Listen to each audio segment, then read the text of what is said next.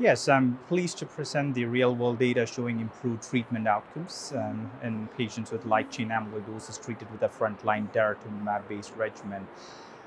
So the phase 3 Andromeda study, which was the pivotal registrational study, showed that the addition of daratumumab to CyBorD, which is cyclophosphamide, bortezomib, and dexamethasone, significantly improves hematological response, organ response, which translated into superior event-free survival.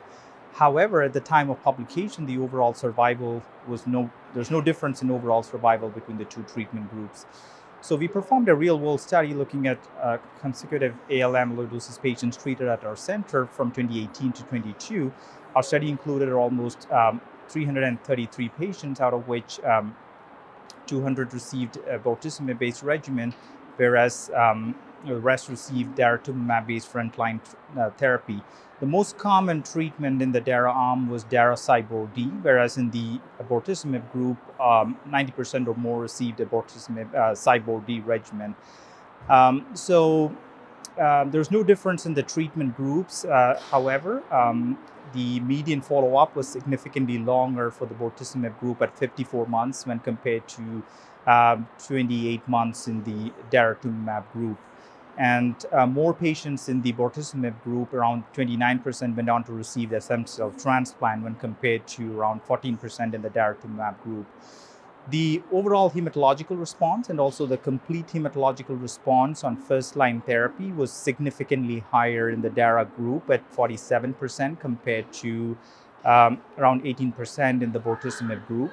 Also, the organ response, mainly the cardiac response, was significantly higher in the DARA arm at 6 months of around 54%.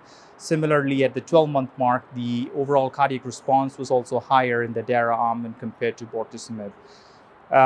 There's a significant reduction in the early death rate in the daratumumab group, which is around 8% compared to 17% in the bortezomib group.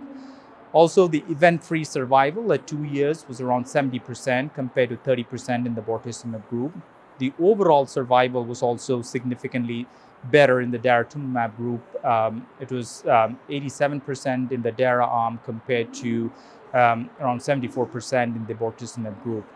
So in summary, our study showed that the addition of daratumumab to a bortezomib-based backbone significantly improves hematological response, organ response, which translated into a superior event-free survival and also overall survival. So this is the first study to show a clear improvement in overall survival in patients treated with a frontline daratumumab-based regimen.